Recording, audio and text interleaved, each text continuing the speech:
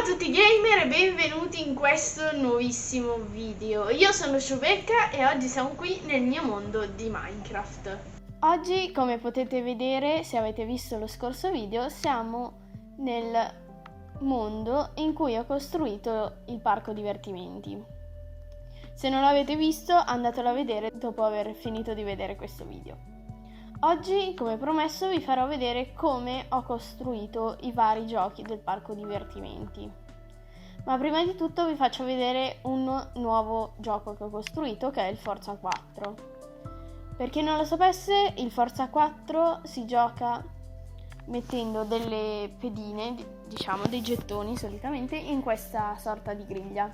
Qui su Minecraft l'ho fatto con del calcestruzzo, della polvere di calcestruzzo che ha la gravità, e per vincere in questo gioco bisogna mettere 4 gettoni o in orizzontale o in verticale o in diagonale, tutti vicini. Si gioca facendo un turno alla volta, quindi io per esempio voglio mettere qui una pedina e l'altro giocatore la vuole mettere sopra, in modo che io non la faccia in verticale. Quindi schiaccia questo bottone e va sopra. Per vincere, appunto, bisogna mettere o 4 in orizzontale, quindi in questo modo. Come potete vedere, qui adesso ne ho 4 rossi in orizzontale, oppure ne possiamo mettere 4 in verticale e anche così si può vincere, oppure si possono mettere 4 in diagonale. Facciamo così e pian piano si va sempre più su, in modo da farli in diagonale. Si può fare qualunque diagonale, per di qua, per di là, e si vince. Come ho costruito questo primo gioco? Questo primo gioco ho fatto questa struttura. Poi semplicemente ho messo dei pistoni, poi del calcestruzzo e sotto dei bottoni, molto molto semplice. E quando schiacciamo il bottone, il pistone si attiva e butta giù un pezzo di calcestruzzo, di polvere di calcestruzzo. E questo era il primo gioco. Poi si può fare tutta la struttura e è molto semplice. E poi l'unica cosa un po' complicata, soprattutto se si è in sopravvivenza, è che ogni volta che si gioca bisogna poi andare a rimettere tutta la polvere di calcestruzzo qui sopra, quindi bisognerà sempre ogni volta riempirlo, perché poi finisce che se uno lo vuole mettere in un punto e non c'è più, non può giocare. Quindi si deve sempre andare a riempire tutto. Secondo gioco che vi faccio vedere è il trampolino. Questo è molto semplice, basta fare una struttura, poi mettere qui le grate, le sbarre di ferro e mettere dello slime. Poi io l'ho coperto con questi tappeti, ma potete anche non coprirlo. Altro gioco è questo qui dei pistoni. Adesso è disattivato, perché questo è un gioco che si può disattivare e attivare tramite una leva. Quindi così è attivato. Adesso vi faccio vedere tutto il meccanismo. Praticamente bisogna fare un clock, ci sono vari video su YouTube anche se volete, ma comunque io vi faccio vedere come l'ho costruito io.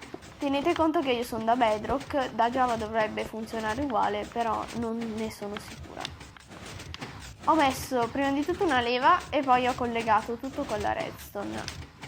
Poi ho deciso dove posizionare i vari pistoni e ho fatto questo meccanismo. Bisogna mettere della redstone, un comparatore messo per questo verso e attivare questa lucetta rossa, perché se si disattiva non funziona, ma se è attivata funziona. Adesso era già attivo, quindi funziona, però per attivarlo all'inizio bisogna accenderlo. Poi qua bisogna mettere altri pezzi di redstone e poi in diagonale mettere il ripetitore, però questa volta che guarda nell'altro verso, e poi ricollegare al comparatore. In questo modo si creerà un meccanismo, un clock appunto, che ogni tot tempo farà uscire il pistone con regolarmente, e poi si può benissimo disattivare e riattivare quando si vuole, quindi non è per niente complicato ed è anche abbastanza veloce da fare rispetto ad altri clock che sono più complicati e non si possono neanche disattivare e riattivare. Poi questo è un altro gioco, non c'è praticamente niente da spiegare, basta soltanto mettere all'interno le piangenti, le grandi piangenti. Nel minigolf, anche questo è molto semplice, ho messo sotto del ghiaccio in modo da far scivolare la pallina e poi sopra ho messo questo tappeto di muschio per mimetizzarlo un po' con l'erba con l'erba, al posto che mettere dei tappeti verdi.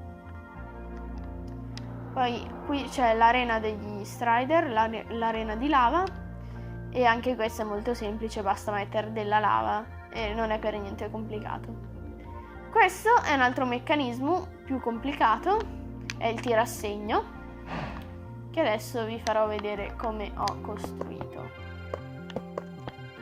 Devo spaccare un po' perché sennò non riesco a farvelo vedere. Praticamente bisogna prendere della redstone e delle mensole, delle slab, e bisogna prendere, prima di tutto, mettere questo blocco che è il bersaglio. Poi bisognerà mettere un comparatore che attiverà questa redstone e andare su fino alla fine di queste lanterne di redstone.